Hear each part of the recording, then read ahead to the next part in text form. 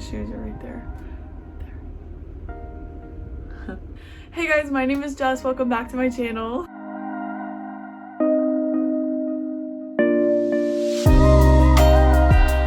If you're new here, make sure to subscribe and join the family. So I put a poll on my Instagram, and if you're not following me, here's my Instagram. No, I think it's gonna be over here. I don't know. It's gonna be somewhere. But I put a poll on my Instagram to see if you guys wanted a cheer or a college video, and 54% of you guys said you wanted a college video, so that is what I'm filming today. In this video, we're gonna talk about like the rooming process, how to get a room and like how you choose your room, the different kinds of dorms that Tech has to offer and like the layouts and stuff, the like differences between dorms, and then we're gonna go over like my room experience or like my dorm experience. Some of these things might be a little bit different for you guys if you're an incoming freshman or if you're living on campus this year because of all of the guidelines that they're having to follow now with like the virus going around. Some things might be different, some might stay the same. Alright, so when you are admitted to Tech, you'll eventually get an email about like your housing and dining plan. So that's something that you're gonna fill out like together. So it's kind of like a package deal because as a freshman, you're required to have a meal plan and you're required to live on campus. When you do get this email, you basically will just like have to click through it. You'll end up picking your room. It'll give you suggestions, I think, as to like what community they think that you would be best fit for. And so the community is just things like first year students. It could be based on your major. So if you are an education major, it'll suggest that you are in this dorm with a lot of other education majors, but it'll just give you suggestions. You don't have to take those if you don't want to. So you'll go through that and then you'll actually go and pick a room. So it'll tell you, if I'm remembering correctly, which it's been like a year and a half since I did this, basically it'll give you a ton of different options based on like what dorm you choose, and then I'll give you like floors and what's available on each floor.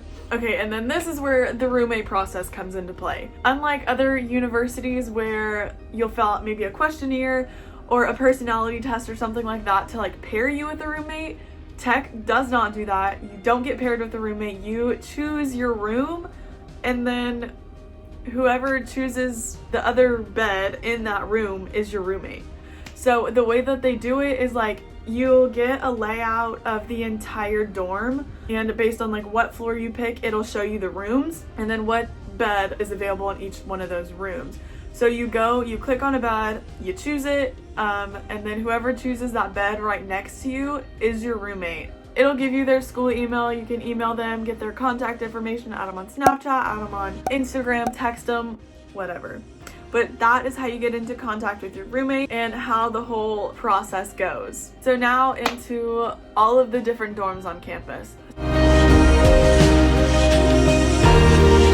So there are 3 different dorms that you can choose from. There is a fixed furniture, a movable furniture, and then a suite style. So in a fixed furniture, you're gonna get a bed, a desk, a chest of drawers, and then a sink. You guys will both have closets, but they're like little cubby holes and not closets. They don't even have doors on them. And then in the movable furniture, you'll get a bed, a desk, a chest of drawers, a chair, a sink, and then closets that actually have doors on them. So in both of those room styles, so the fixed and the movable furniture, you're gonna have to have a community bathroom. You have to share a bathroom per like half a floor. In my case, I had like 30 girls to a bathroom, and there's 5 stalls and then 3 showers. They weren't necessarily dirty, they weren't gross, they were just they were filled to capacity all the time. And then on to the suite style. So the suite style, you have 2 different options you can choose from. You can choose from a 2-bedroom or a 4-bedroom. And so a 2-bedroom, you're gonna have 2 little rooms, you're gonna share a bathroom, and then you're gonna share like a living area. And then the 4-bedroom is kind of the same, except it's 2 bedrooms assigned to a bathroom, 2 bedrooms, a bathroom, and then you guys all share a living space. And then I think you get like a couch and a TV stand to go into your living room, and a little like kitchenette. I think it has a sink, a microwave, and that's it. So it's nothing big, nothing extraordinary.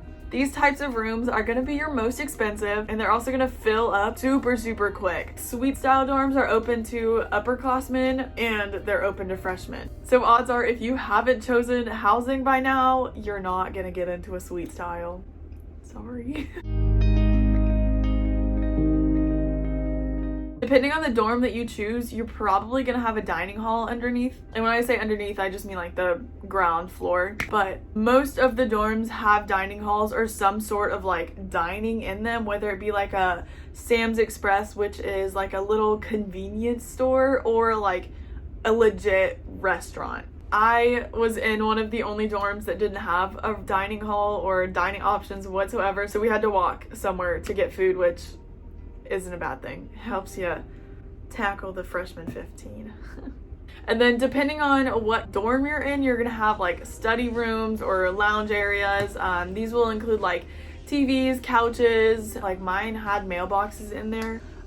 Some of them have whiteboards, which is super helpful during finals week. One of the like lounge areas in my dorm had a piano, so my roommate would go and play the piano sometimes. It really just varies from dorm to dorm. So speaking of mail, when you move in, you're gonna get two different types of addresses. You're gonna get a mailing, and then you're gonna get like a package address. And the dorm I stayed in, which is Hornap, is one of the oldest dorms on campus, and so they hadn't renovated their mailboxes. And this might sound so small and like so stupid, but I never ever got my mailbox to open. It was like one of those locker combination locks, except back from like the 80s. I don't know. It was absolutely terrible. Every time that I wanted to check the mail, I had to text my roommate because I was like, I can't open this. I know I can't. And I would go and try, and it was so frustrating because I could never open it. And like my roommate just had the magic touch, and I don't know how. So if you're in an older dorm, you're gonna have probably the same problem I did, or you can be like my roommate and be the mailbox whisperer.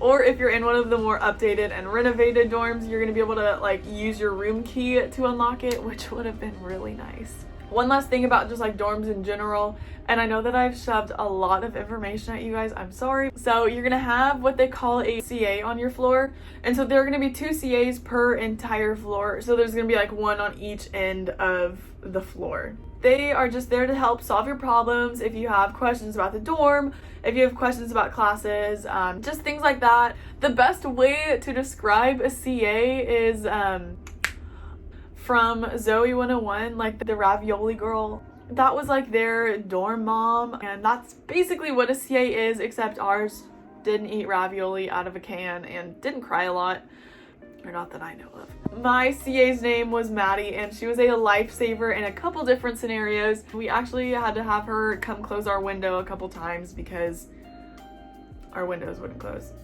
And then there was another time where our air conditioner was starting to make some really funky noises, and my roommate and I thought it was the ghost in our room, and so we went to go get her. We were also making waffles that night, and you're not supposed to have like a waffle maker in your room, so we like had to hide it, and like it was a big mess. That could be another story time if you guys wanted to hear about our waffle nights, because those were a pretty regular thing. But anyways, I'm getting so sidetracked, sorry guys. So moral of this story, a CA is a community advisor. They're there to help you. They're like a dorm mom. All right, now on to my dorm experience.